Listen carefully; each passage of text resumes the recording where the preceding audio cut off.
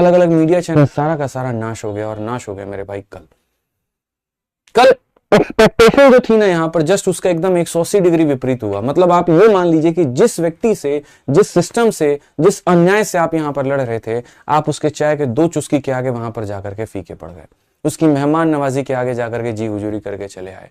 आपका जहां गर्दन तन करके बच्चों के लिए बात करना था, बच्चों के साथ हुए अन्याय के ऊपर में बात करना था, वहां पर गर्दन झुका करके आपने सलाम नमस्ते करके आप टाटा बाय बाय करके चले आए।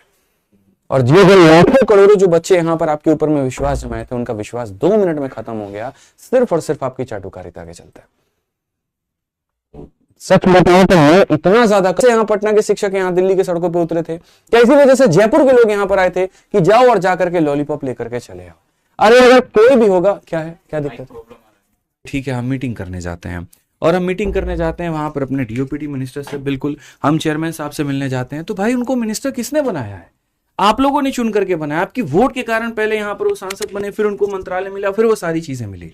तो आपका सीधा अधिकार बनता है, आप उनसे डायरेक्टली अपनी बातों को कह सकते हैं, आप उनसे लड़ सकते हैं, आप उनसे झगड़ सकते हैं, आपके साथ में अन्याय पे आप उन पे 10 सवाल उठा सकते हैं। लेकिन आपने क्या ऐसा किया? उन्होंने अगर कोई बात कह दी कि हाँ ऐसा होगा, तो बस आप चले आए मुंह उठा करके कि हाँ ऐसा होगा। क्या इसके पहले चेयरमैन ने गोली नहीं दी है? क्या इसके पहले चेयरमैन ने ऐसे लॉलीपॉप नहीं दिए हैं? उन्होंने तो जब यहाँ पर कीबोर्ड की इशू आ रही थी, माउस की इशू आ रही थी, जब शुभम जैन सर गए थे, प्रशांत सर गए थे, जब अभिनय सर वहां पर गए थे, सारे के सारे शिक्षक जब वहां पर गए थे, तब भी तो बड़े ऑफिस में बिठा करके बड़े बढ़िया तरीके से गोली दे दिया, जी अब बड़ा सिस्टम चेंज कर देंगे। और किया क्या उन्होंने?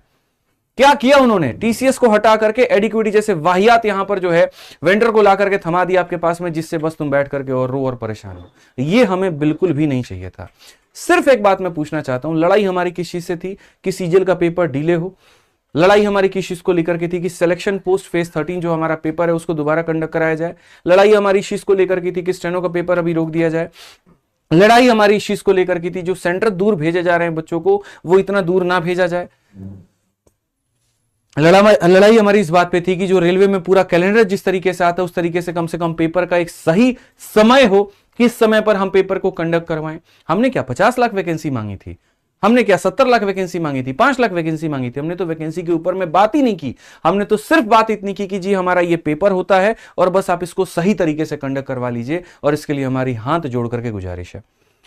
कल एक एक मंत्री, एक एक एमएलए, एक एक एमपी और डीएसपी, हर किसी के मैं मेरे भाई आवाज पे घूमता रहा। 10 लोगों से ऊपर एमपी से मैं मिला हूंगा, ठीक है। काफी लोगों के साथ मैंने फोटो भी शेयर की, उनके ट्विटर पर हमने ट्वीट भी करवाया। अगर आप देखेंगे वहां दीपेंद्र जी हुड्डा का, उनके ट्विटर अकाउंट को जाकर के देखिए, उन्होंने ट्वीट किया इस मुद्दे को लेकर के।